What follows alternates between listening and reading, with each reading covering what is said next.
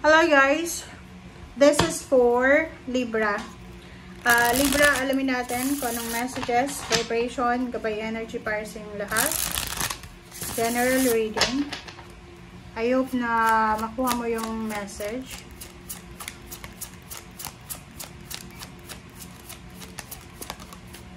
Okay, Libra, King of Wands. Wow!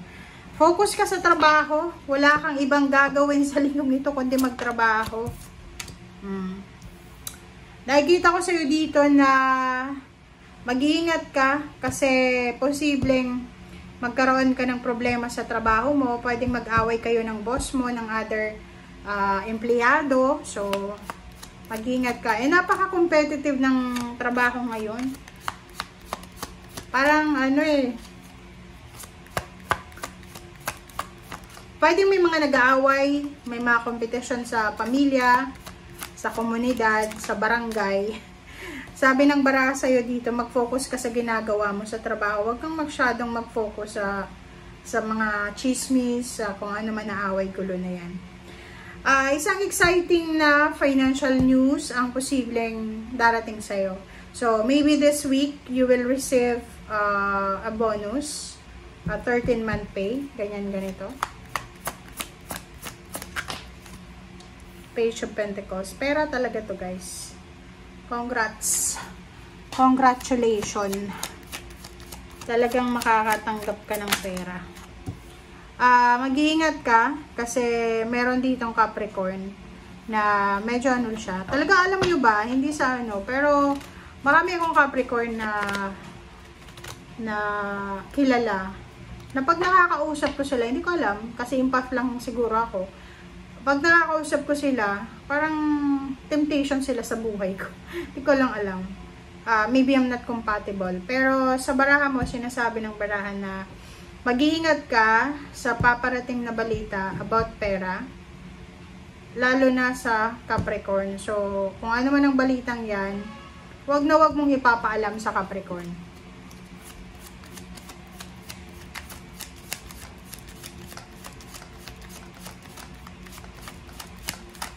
Asawa mo ba yung Capricorn? Okay, 7 of Wands. Oh, you need to protect. Proteksyonan mo daw yung pera mo. Proteksyonan mo yung trabaho mo laban sa isang Capricorn.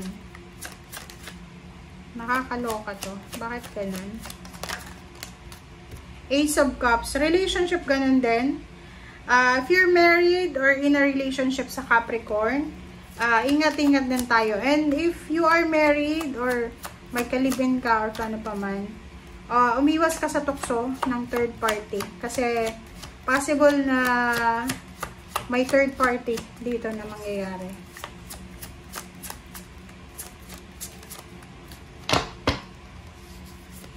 Okay. 5 of Pentacles. Diba? So, parang sinasabi ng baraha sa'yo na sa linggong ito, dahil sa perang matatanggap mo or sa good news about money, masosolve mo yung mga financial problems mo. Makakabayad ka ng utang, maayos yung financial needs mo. Okay? Kaso lang, mayroon ka pagsisisihan. Magsisisi ka. Bakit ka ba magsisisi? OMG.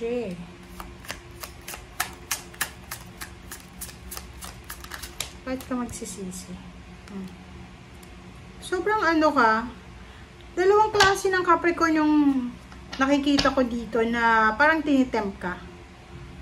Mag-ingat ka, Libra, ha? Kasi normally yung Libra, timbangan ka justice ka. Pero sa baraha mong to nakikita ko na because of Capricorn, medyo mati-threatened yung emotion mo. Medyo gigewang-gewang ka. Hindi ka yung Nakikita ko sir dito, na full of regrets ka, marami kang pinagsisisihan, and at the same time, gusto mo nang makaalis, marami kang mga bad memories, or marami kang bad decision na nangyari sa past na kailangan mong pagsisihan. Kaloka. Okay. 6 of Cups. Relationship from your past.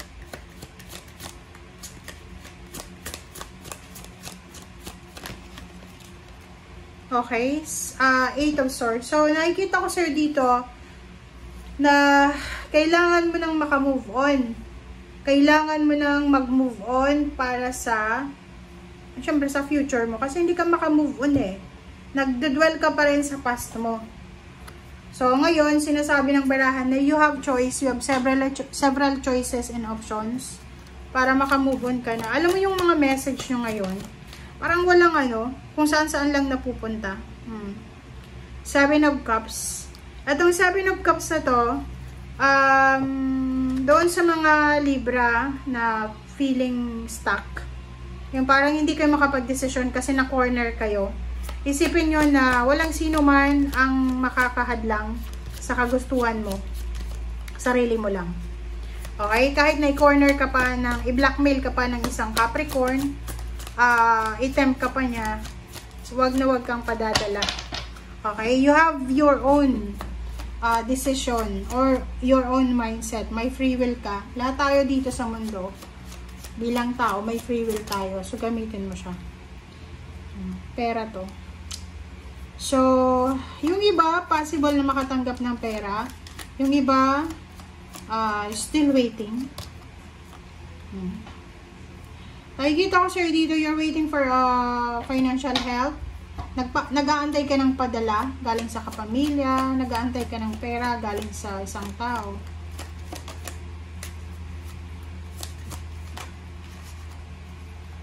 Two of Swords.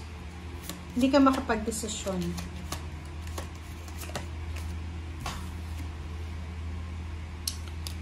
Isang okasyon ang kailangan i-celebrate.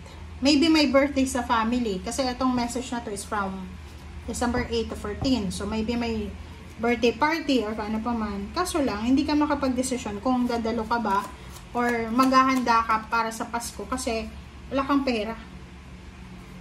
Diba? So, sinasabi ng baraka, kailangan mo daw magpahinga.